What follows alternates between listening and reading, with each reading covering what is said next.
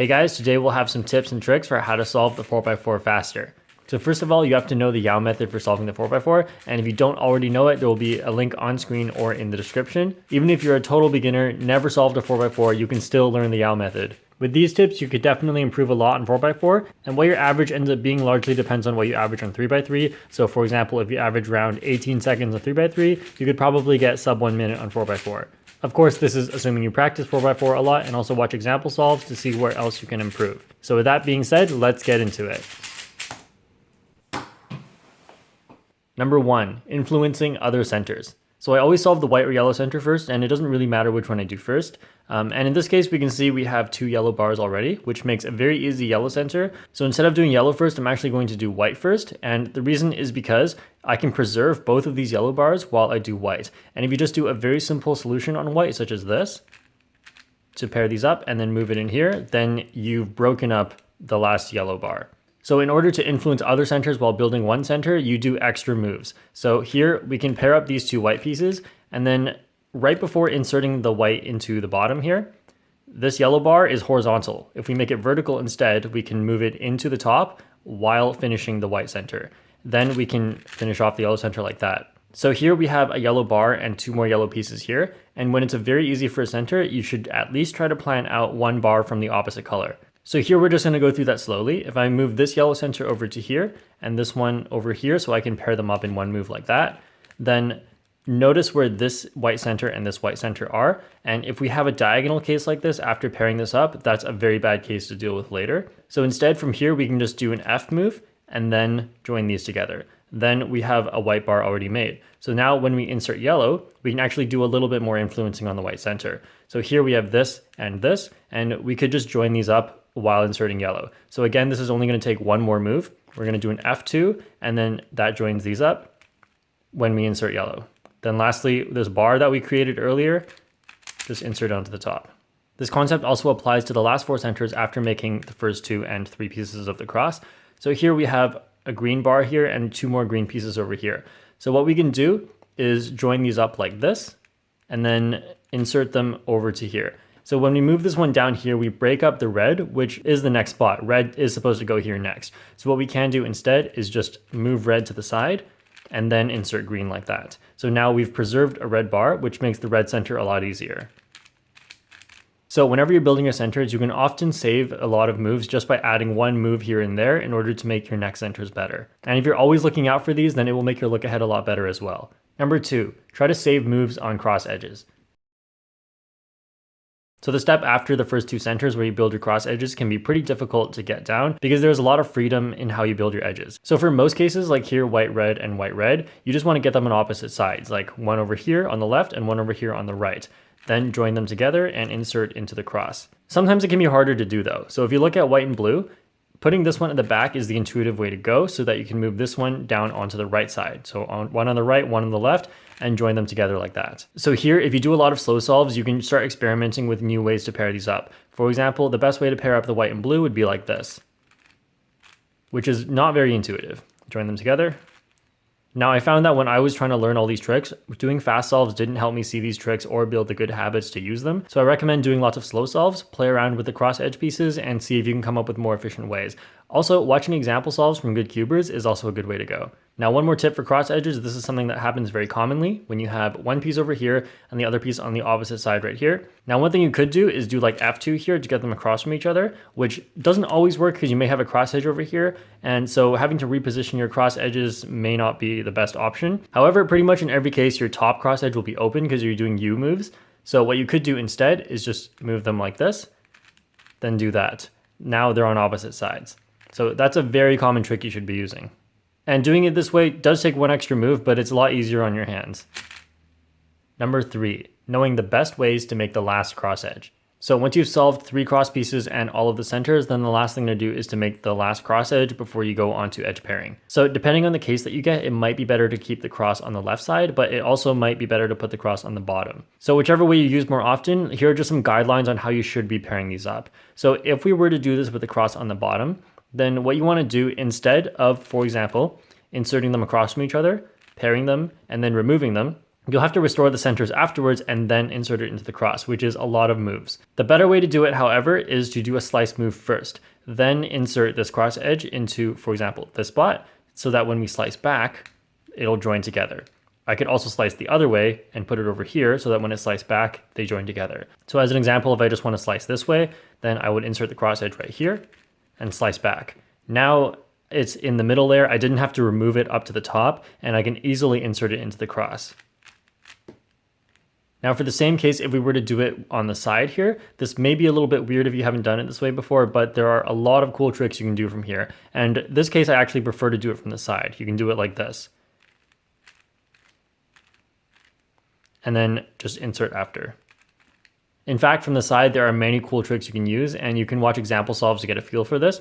Another example is this one, which is a really good case. So that one goes like this. That pairs them up and then insert. Number 4, don't pair edges one by one. Pairing up the blue and orange edges, so I insert one at the top and one at the bottom, then pair them up. Now what you could just do in order to bring this into a solved state is you just have any other unsolved edge, replace it, and then slice back. So now we have this solved one, but for that sequence of moves, we've only solved one edge and we could have done 2 instead. So here we have 2 options for which other edge to pair, and those are the ones that are touching the blue-orange. So these 2 pieces, either of these we could make as our second edge.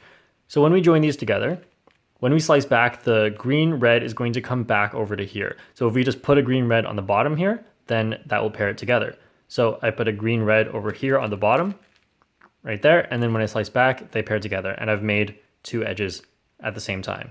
Now the other option I had after pairing blue and orange is to make the blue-red pair. So I could put blue-red on the top here, so when I slice back, they'll join together.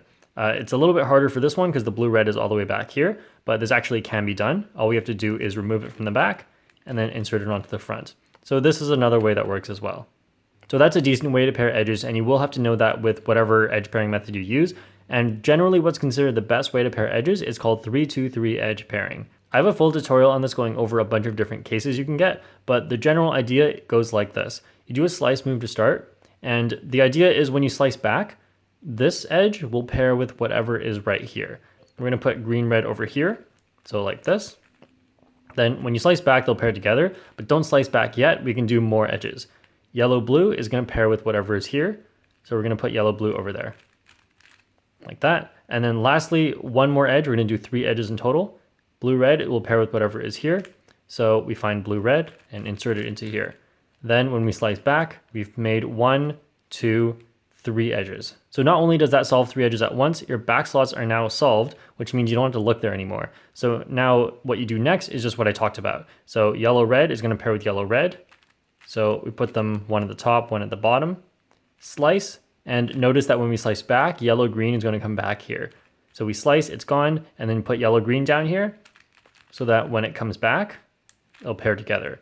So that's the general idea. You do 3 edges at first, and then you do the rest of them with that basic idea of solving multiple edges at once.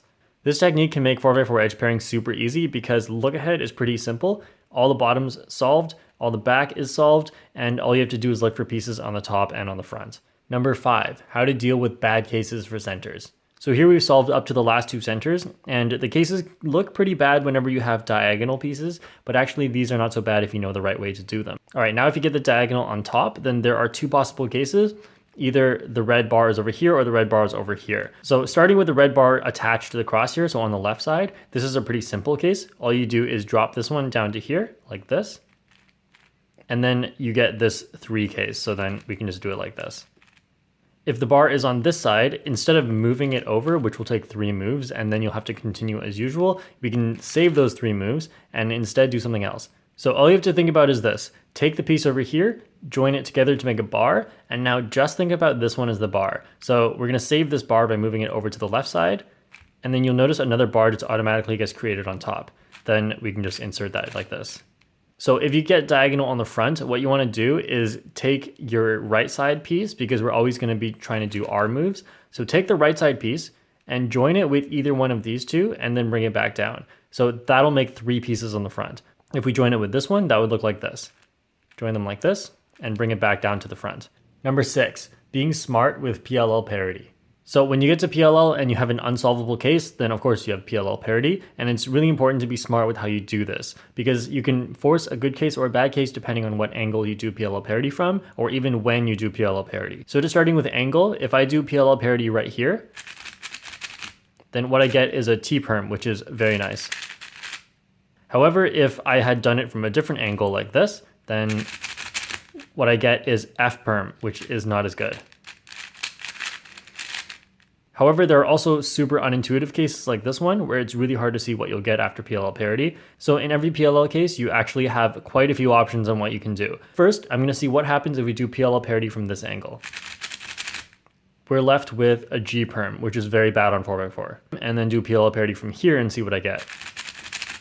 And I get an R-perm. So this is not bad, it's better than a G-perm, but can we do even better? So we only get 2 angles to do PLL parity from, so it seems like R-perm is our best bet for this one. But actually there's a better option, and that's J-perm before PLL parity. And then now we have PLL parity afterwards.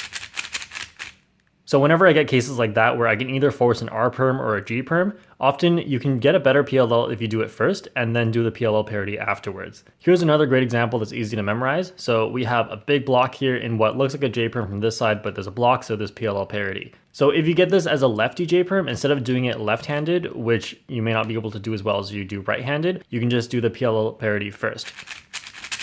Then you end up with a right-handed J-perm, which can be a lot nicer.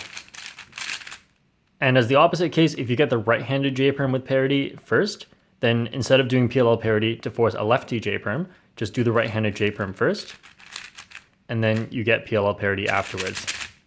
Number 7, forcing cross OLLs. So when you're inserting your last slot, here we have this and this, so we pair them up and then insert. So before we insert, we notice there's 1 yellow oriented on top and no yellow over here. So if we insert this, we're only going to get 1, and this is OLL parity. So coming back to after you paired it here, if the front edge is not oriented correctly, then you can just do sledgehammer like this. And then what that does is it gives you 3 edges on top. And very, very often when you have OLL parity, you will be able to force 3 edges on top. Then of course, just do parity with the last edge. Then you can force the cross, and if you only know 2 look OLL, then you get 1 look OLL. So here's just another example. If you have a solved edge here and only 1 edge on top, you should know right away that you're going to have OLL parity. So what you can just do is pair these up and then do a sledgehammer, then orient this edge. So these were some partially beginner, partially advanced tips, and if you want to see more advanced tips, then you should check out this playlist I have on 4x4. There are more things there I didn't talk about here, such as more things about cross edges and also half centers, which is a cool technique for last 4 centers. So thanks for watching. Let me know if you learned something new this video, and I'll see you guys all next time.